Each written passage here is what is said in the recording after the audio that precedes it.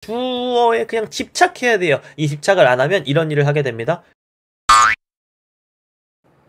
안녕하세요. 유튜브로 만나는 수능국어 무료인강 박민석입니다. 오늘은 10분 안에 정리하기 시리즈, 나름 시리즈죠. 마지막 영상 문법 요소 함께 할 거고요. 먼저 뭐 문법 요소라는 말이 뭔지 모른다 이러면 좀 힘든데, 일단 문법 요소가 뭔지부터 첫 번째 뭐가 포함되냐면 높임 표현 이런 거 포함되죠. 두 번째 피동과 사동 여기에 포함됩니다. 세 번째 시간 표현 여기 포함되고요. 네 번째 인용 표현, 다섯 번째 부정 표현 이렇게가 포함되는 내용이에요.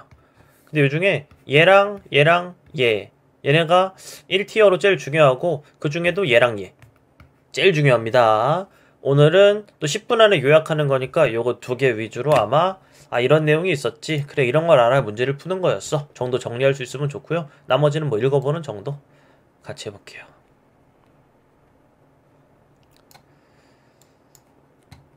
요거까지만 10분 안에 정리하기 위해서 말 막 빠르게 하고 막 할 거고요. 그 다음부터는 제가 제일 좋아하는 건 학생들의 이해를 돕는 수업이기 때문에 이해를 돕는 좀 자세한 그런 수업은 그 이후에 함께 해보겠습니다. 함께 줄 거죠? 구독 안 누른 친구들 있으면 구독 좀 눌러줘요. 힘들어요. 준비하시고 시작하기 전에 캠을 먼저 줄여놓을게요. 캠을 가리는 경우가 있더라고요. 얼굴이 중요하진 않잖아요. 준비하시고 시작. 구독, 좋아요. 먼저 높임 표현이 나오는데요. 높임 표현은 두 가지 질문에 답할 수 있으면 된다고들 말합니다. 좀 키우고 갈게요. 먼저 누구를 높이는가, 그 다음 어떻게 높이는가. 누구를 높이는가 가지고 세 가지 답변을 할 거고요. 그 세 가지 답변 가지고 체계를 만든 후에 그리고 어떻게 높이는가로 내용을 채우는 거예요. 뭐냐면 첫 번째 주체 높임법, 누구를 높이는가에 대한 답변으로 완벽하진 않지만 이렇게 답변하면 딱 맞습니다. 문장의 주어를 높인다. 그럼 객체 높이면 누구를 높이는가? 객체는 딱 두 가지예요. 목적어랑 부사어. 이 중에 보통 목적어만 집중하게 되는데 그러지 말고 두 가지를 다 말할 수 있어야 돼요. 상대 높임법은 상대방이다. 근데 대화의 상대방인데 내가 말하면 상대방은 듣겠죠? 그래서 청자를 엄청 중요한 거 높이거나 낮춘다 하는 게 엄청 중요해요. 그래서 상대 높임법의 이름을 이해할 때 첫 번째는 상대방이니까 상대인가 보다 이렇게 이해하기도 하고, 두 번째 이렇게 이해하면 어때요? 상대적인 높임법이라서 상대라고 하나 보다 라고 이해하기도 하죠.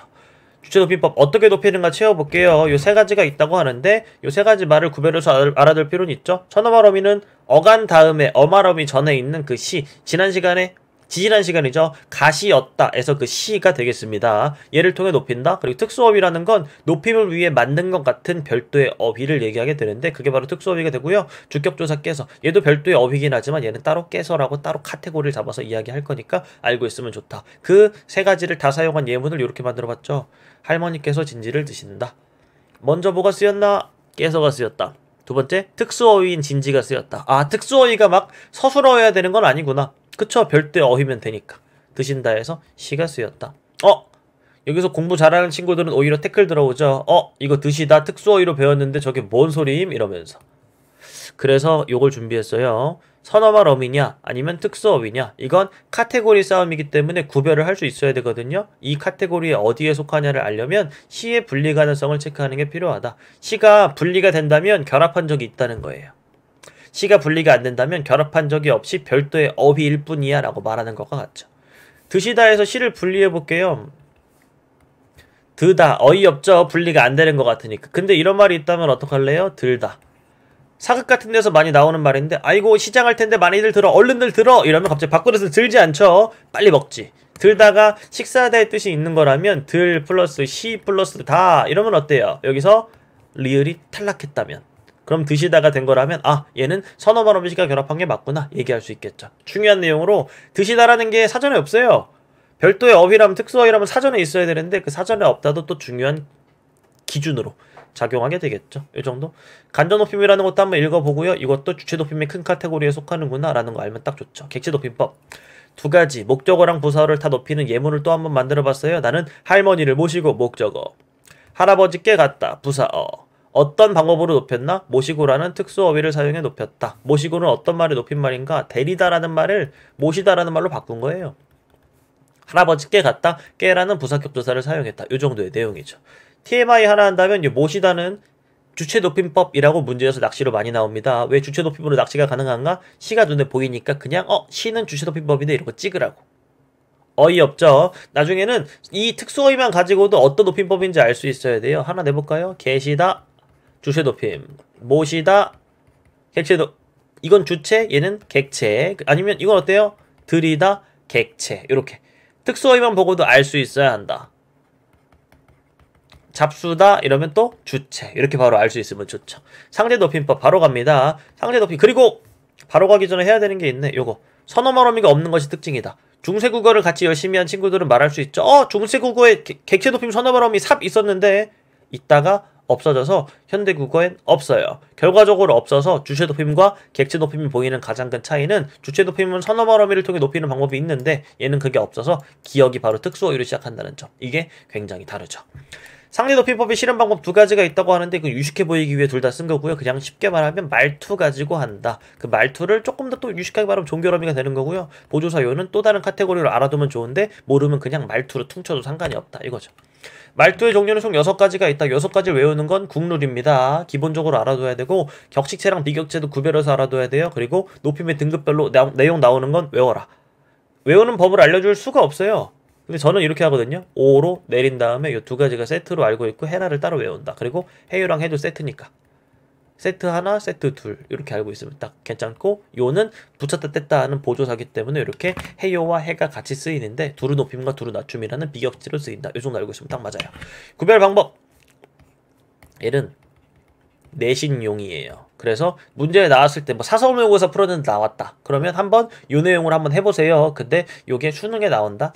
가능성 낮은 이야기라고 보는 게 좋을 것 같아요. 그냥 잘한 척 하려고 다 제가 만든 내용이니까 어디에도 없는 내용이라서 실어놨어요. 이런 거 말하려고 시간을 보낼 수가 없죠. 나머지 읽어보시고 넘어갈게요. 사동, 피동.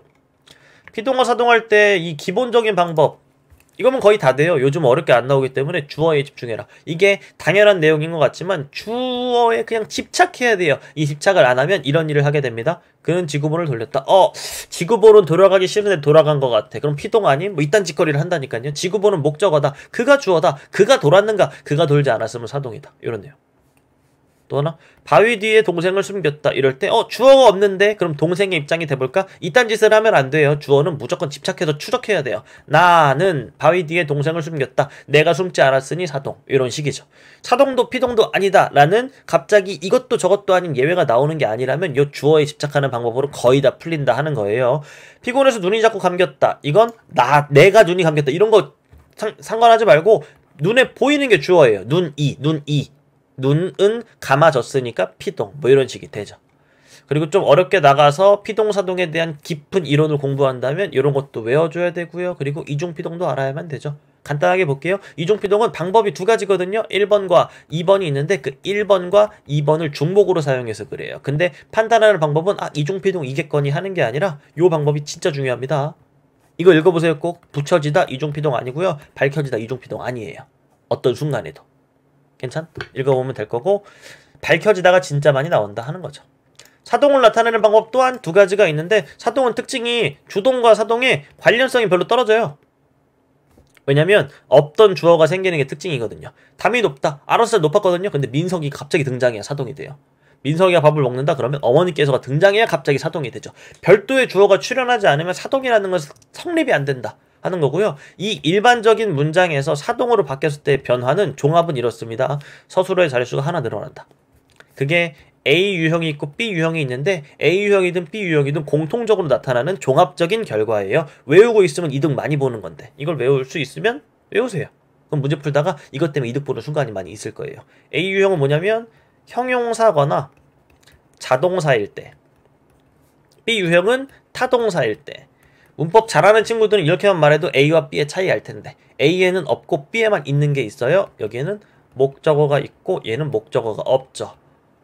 목적어가 있든 없든 뭔 상관이 하겠지만 변화가 많이 생겨야 목적어가 없으면 생기고요. 목적어가 있으면 지켜지고 필수적 부사어가 생겨요. 결과적으로 서술어의 자릿수가 늘어나게 된다. 이 정도의 내용 확인할 수 있으면 좋고요. 주동사동 일어나는 변화 한번 읽어보세요.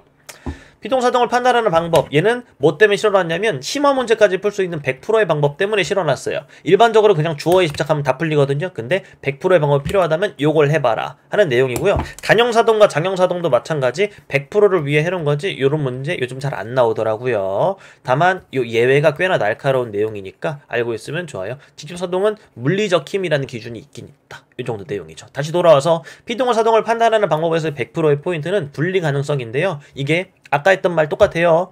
결합한 적이 있다면 분리할 수 있을 것이다. 분리가 된다는 건 결합한 적이 있다는 것이다. 이 정도의 내용. 만약에 뭐 매우다에서 우를 뺐더니 매다라는 말이 성립이 되더라. 그럼 우가 결합한 적이 있는 거예요. 결합을 왜 했는데 사동을 나타내기 위해 결합을 했겠죠. 이히리기 우 주축이 우니까. 뭐 이렇게 해서 사동을 찾는 이 방법을 좀 이야기한 건데 쭉 읽어보면 아마 알 수 있을 거예요. 뭐 때문에 실어놨냐면 얘랑 얘 때문에 100%의 방법이 필요하다고 해놓은 거예요. 내리다는 사동도 피동도 아니에요. 왜 리를 분리할 수 없기 때문이죠. 올리다는 사동입니다. 얘는 르 불규칙이라는 것까지 알아야 할 수 있는데 오르다에다가 이를 붙인 거예요. 그래서 올리가 되는 거라서 이를 분리할 수가 있어요. 르불규칙이 뭔지 검색해보면 왜 이가 붙었는지도 판단할 수 있을 겁니다. 100%의 내용을 할 거면 요걸 해라. 그게 아니라면 그냥 느낌으로 주어에 집착해서 문제 풀어라. 그래도 꽤 많이 되니까. 이 정도의 내용. 시제는 무조건 결론을 먼저 지으세요. 과거, 현재, 미래 중에 하나니까. 그리고 요 세 가지 요소가 결합해서 만들어지게 되니까 그 내용을 봐라. 절대시제, 상대시제. 이게 어렵죠. 얘는 공부 더 해야 되는데 절대시제, 상대시제, 상대시제를 찾으라고 한다면 중간만 보세요. 예. 아는 문장, 안긴 문장에서 그 안긴 문장에 집착하는 게 상대시제 찾는 법입니다. 어렵게 하면 끝도 없고요. 중간만 보고 결론 내세요. 그게 다예요. 그리고 부정문의 종류는 안부정문, 못부정문 이렇게 쭉 있는데 결과적으로 마지막에 종합된 예시 읽어보면 알 수 있을 겁니다. 여기까지 할게요. 안녕.